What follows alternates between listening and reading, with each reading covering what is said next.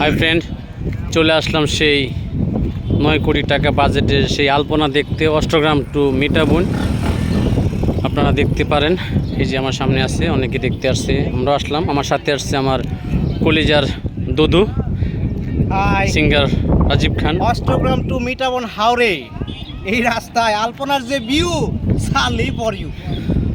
ধন্যবাদ দুদু, সুন্দর একটা ডায়লগ দিয়েছে। অনেকে আসছে, আমরা এখন আসছি 0 পয়েন্ট, একটু পরে যাব।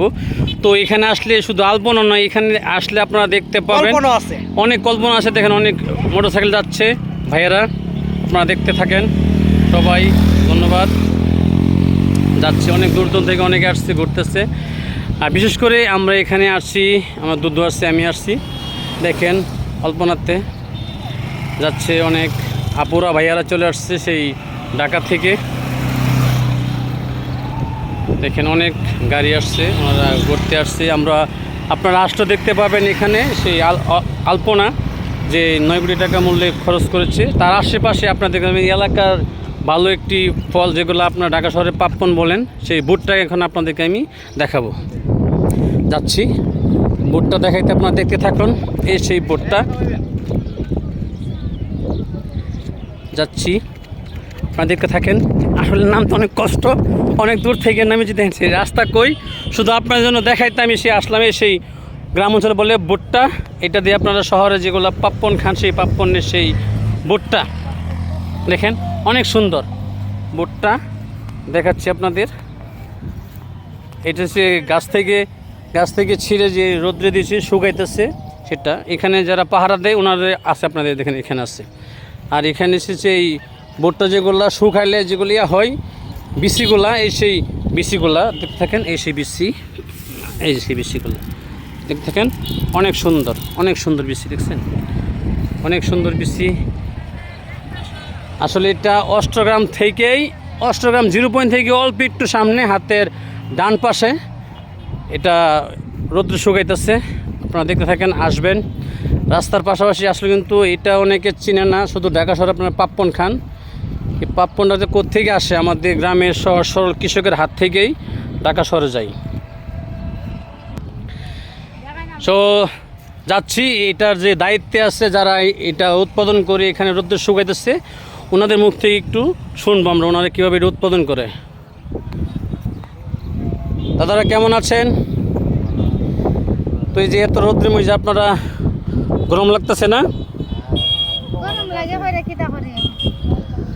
তো এটা আপনাদের এলাকাতে কি বলে, ভুট্টাই তো নাকি? আমি যেটা বলছি ভুট্টা। এটা আপনারা তো এখানে জানি যে সবসময় পানি থাকে, তো আপনারা কখন লাগাইছেন আবার কখন তুললেন?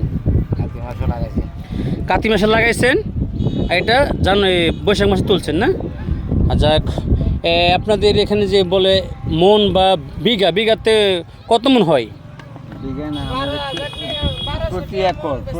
আচ্ছা, প্রতি একরে কতটুক হয়? প্রতি একরে ধরুন 100 মন ভুট্টা হয় না? 100 মন। আচ্ছা, এখানে আপনারা কি এখানে নেওয়ার পরে এগুলো বিক্রি করেন কোথায়? বরফ নিয়ে বিক্রি করে। বরফ হচ্ছে আপনার কিশোরগঞ্জ জেলার একটি লাস্ট উপজেলা। বরফের পর থেকে শুরু হয়েছে আপনাদের নরসিংদী জেলা। তো এখানে আইসা অনেকেই নেওয়া যায়, এখানে না নিয়ে গেছে ওনারা বরফ নিয়ে বিক্রি করেন। তো আপনাদের যে ফসল করে এগুলো বিক্রি করে কি লাভটা হয়নি? এবছর ওই যে বৃষ্টি হয়েছিল, ফসলটা কম হয়েছে। বৃষ্টি হওয়াতে আমার প্রায় 1.5 লক্ষ টাকার মতন লস হয়েছে। যাক, বৃষ্টি হওয়ার কারণে ওনার 1.5 লক্ষ টাকা লস হয়েছে।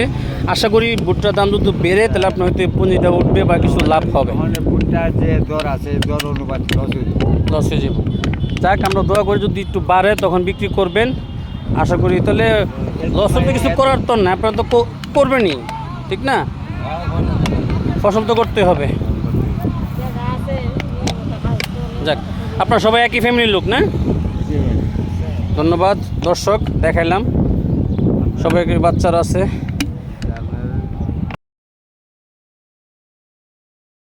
তো ভিউয়ার্স, আজকের মতো এখানেই বিদায় নেব। সেই আপনাদের ভুট্টা দেখাইলাম, অনেক ভুট্টা আছে এদিকে।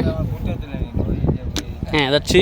এখানে দেখেন কত ভুট্টা আছে। আসলে যারা পাপ্পন খান, পাপ্পনটা কোত্থেকে আসে, সেই ভুট্টা দেখেন।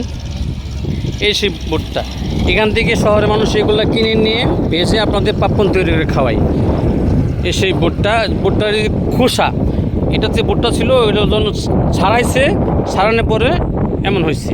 আর এটার আগে যখন ছিল ওইটা আপনাকে দেখাই, এটা সেই ভুট্টা। দেখেন ভুট্টা অনেক সুন্দর দেখতে। দেখেন সেই মেইন রাস্তার পাশেই এখানে ভুট্টা আছে। তো ভালো থাকবেন। আজকের মতো এখান থেকে আমি বিদায় নেব। সবাই ভালো থাকবেন। আল্লাহ হাফেজ।